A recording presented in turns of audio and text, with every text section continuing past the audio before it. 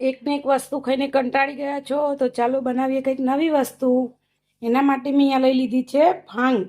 આપણે પાત્રા અળવીના તો બનાવતા જ હોઈએ અને બહુ ટેસ્ટી બનતા હોય, પણ આજે આપણે ભાંગના પાત્રા બનાવીશું. અત્યારે ચોમાસાની સિઝનમાં બહુ જ મસ્ત એવી કૂણી અને સરસ મજાની ભાંગ મળતી હોય છે. ગામડામાં રહેતા હોય ને તો ખબર જ હોય, આ રીતની હોય છે અને બહુ જ ટેસ્ટી અને હેલ્ધી એવા આપણે આના પાત્રા બનાવવાના છે અને એકદમ નવી રીતે બનાવીશું. તમે જોઈ શકો છો તો આ રીતની કંઈક હોય છે અને આપણે આને ધોઈ અને સરસ કટ કરી લેવાની છે. આ પાછળનું ડીટીયું આપણે કાઢી લેવાનું છે અને સરસ ચોખ્ખા પાણીથી 2-3 વખત ધોઈ લેવાની, કેમ કે ઉપર ઘણી બધી માટીને એવું લાગેલું હોય છે. અને ધોઈ અને આ રીતે આપણે ઝીણી કટ કરી લેવાની છે. તો મેં ધોઈને બધી આ રીતે કટ કરી લીધી છે. વજનમાં જોઈએ તો 250 ગ્રામ જેટલી છે. અહીંયા મેં લઈ લીધું છે લસણ અને મરચાંની પેસ્ટ. અહીંયા મેં ગોળ અને આંબલીની આ રીતની પેસ્ટ બનાવી લીધી છે. આંબલીને ગરમ પાણીમાં 10 થી 15 મિનિટ સુધી પલાળી અને આપણે ગોળ અને આંબલી બંને આ રીતે મિક્સરમાં પીસી લીધું છે. આ રીતની પેસ્ટ બનાવી લીધી છે. ચણાનો લોટ લીધો છે. આપણે પાત્રામાં નાખવા માટે ચણાનો લોટ જ મોસ્ટલી વાપરતા હોઈએ. તો ચાલો હવે આપણે બનાવવાનું શરૂ કરીએ. બેસિક મસાલા આપણે વાપરશું એ તમને હું સાથે સાથે બતાવતી જઈશ. આપણે બધી ભાંગને એક તપેલાની અંદર લઈ લઈશું. આપણે અળવીને તો વાળીને બનાવતા હોઈએ, પણ આપણે આ નાના નાના પત્તા હોય એટલે વાળતા ના ફાવે, એટલે આપણે આ રીતે થોડુંક અલગ બનાવીશું અને ઝટપટ બની જાય. અળવી પણ ઘણી જગ્યાએ આ રીતે બનાવતા હોઈએ છીએ. અળવી આપણે વાળીને બનાવીએ તો પણ અસલ બને છે ને આ રીતે પણ બને છે. તો આપણે અહીંયા ભાંગના પત્તા બધા લઈ લીધા છે. હવે આપણે આમાં ચણાનો લોટ નાખીશું.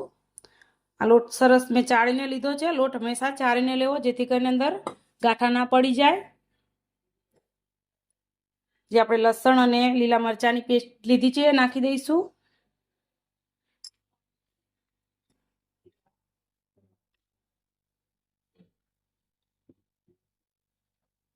આપણે મસાલા કરીશું. મરચું તીખું તમને જે પ્રમાણે ભાવતું હોય એ પ્રમાણે તમે નાખી શકો છો.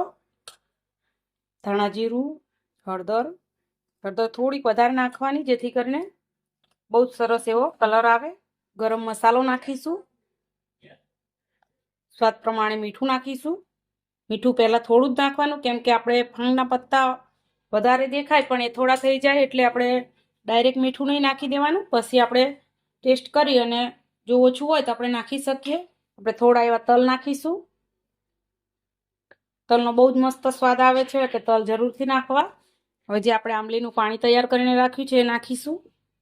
બધું નાખી જ દેવાનું છે આપણે. અહીંયા મેં થોડી જેવી આંબલી એમાં જોઈએ એટલી જ અને પલાળી અને આપણે સરસ પેસ્ટ બનાવી લીધી છે. કેમ કે મેઇન વસ્તુ આમાં એનો ખાટો મીઠો ટેસ્ટ હોય તો જ પાત્રા એકદમ સારા લાગે. આપણે પહેલાં બધું મિક્સ કરી લેવાનું છે.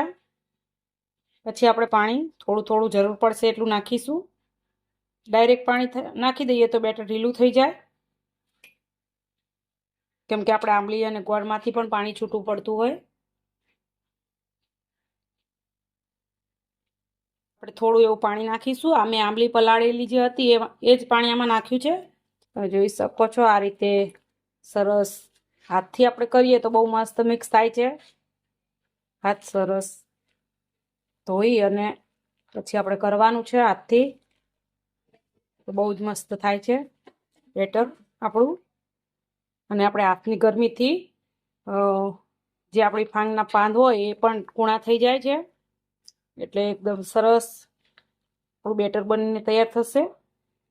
તો આપણાને પાણીની જરૂર લાગે છે તો આપણે એમાં થોડું એવું પાણી નાખીશું.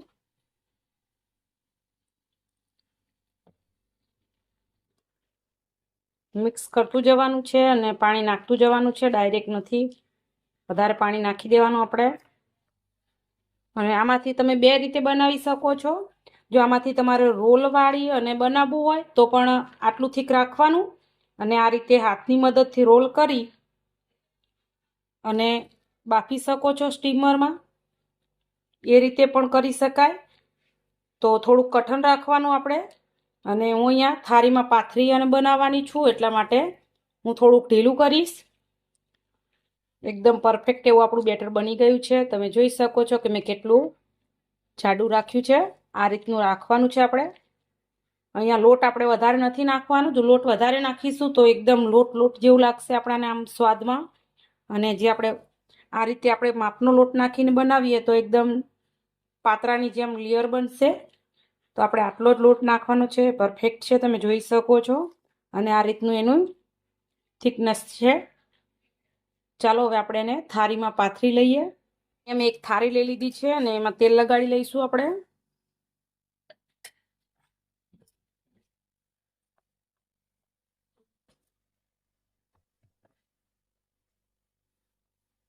જેથી કરીને પાતરા નીચે ચીપકે નહીં.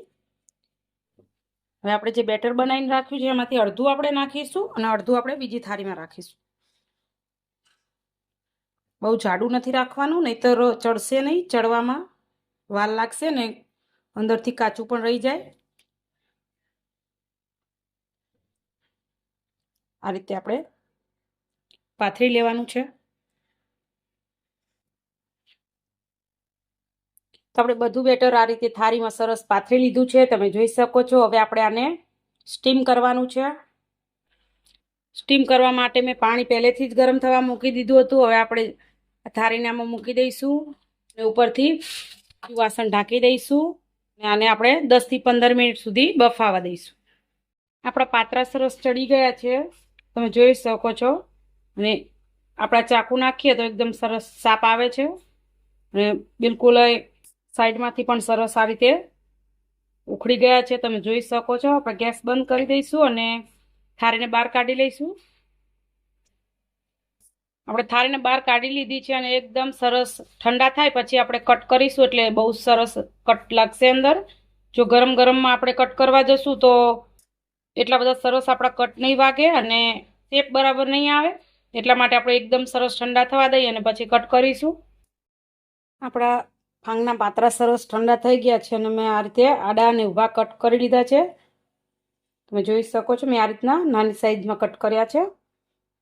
આપણે તેલ લગાડીએ એટલે આસાનીથી નીકળી જાય. અને આ જ રીતે જો તમારે અળવીમાંથી બનાવવા હોય તો પણ તમે બનાવી શકો છો.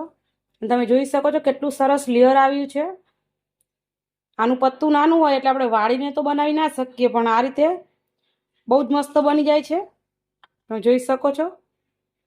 મેં અહીંયા પાતરા રાખ્યા છે. તમારે જો થોડુંક જાડું રાખવું હોય તો પણ તમે રાખી શકો છો. પણ થોડીક ચડવામાં વાર લાગે અને આ સરસ ચડી જાય એટલા માટે. જોઈ શકો છો કેટલા મસ્ત ચડી ગયા છે ને એમ એકદમ અંદર લેયર આવી ગઈ છે. કેમ કે આપણે લોટ વધારે નથી નાખ્યો. જો આપણે લોટ વધારે નાખીને કરીએ તો પછી શું થતું હોય કે આ રીતની લેયર નથી આવતી અને વધારે લોટ થઈ જતો હોય.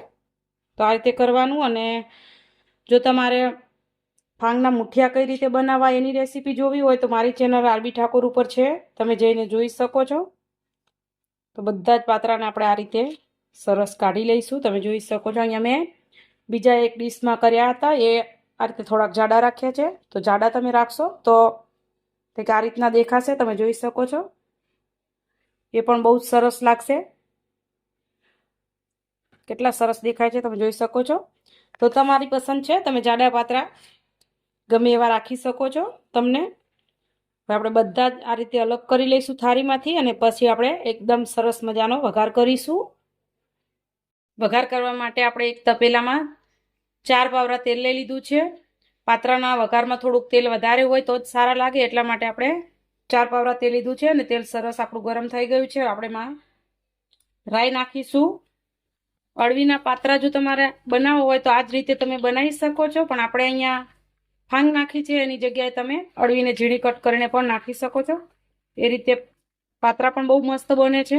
રાઈ સરસ ફૂટી ગઈ છે. આપણે તલ નાખીશું 1 મોટી ચમચી જેટલા.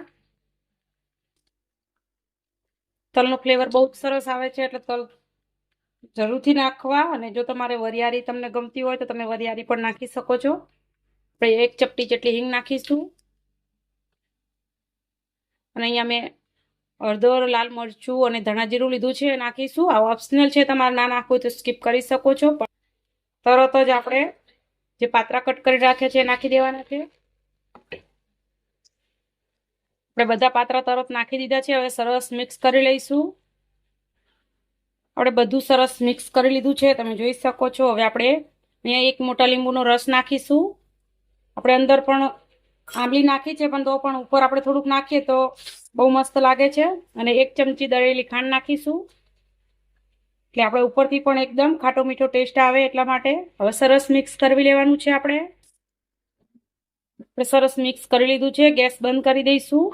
અને આ પાત્રાને જો તમારે ફ્રીજમાં રાખવા હોય તો પણ તમે રાખી શકો છો, બાફી અને ફ્રીજમાં એરટાઈટ ડબ્બામાં ભરી અને તમે 2 દિવસ સુધી રાખી શકો છો. અને ગમે ત્યારે ખાવાનું મન થાય તો તમે વઘારીને ખાઈ શકો છો. અને બાળકોને ટિફિનમાં પણ તમે આપી શકો છો.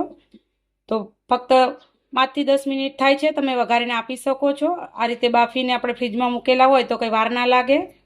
ચાલો ગરમા ગરમ પાત્રાને આપણે સર્વ કરી દઈએ. તૈયાર છે આપણા ભાંગના પાત્રા. તો તમને પણ જો આવી નવી નવી રેસીપીઓ બનાવવી અને જોવી ગમતી હોય તો મારી ચેનલ આરબી ઠાકોર કુકિંગને સબસ્ક્રાઈબ કરી લેજો. એના ઉપર હું બધી નવી નવી રેસીપીઓ અને એકદમ સિમ્પલ રીતે બનાવીને બતાવું છું. તો જો તમને મારી રેસીપીઓ ગમે તો લાઈક, શેર અને કોમેન્ટ કરજો. નાના બાળકોને ભાવતી અને ગમતી એવી રેસીપીઓ હું શેર કરું છું. તો અને એકદમ સિમ્પલ રીતે જેનું બનાવતા ના આવડતું હોય એને પણ આવડી જાય એ રીતે એકદમ સિમ્પલ રીતે હું શીખડાવું છું. બાજુમાં આપેલું બેલ આઇકોન જરૂરથી દબાવજો, જેથી કરીને મારા નવા વિડીયો તમને સૌથી પહેલાં જોવા મળે. આવજો ને જય શ્રી કૃષ્ણ.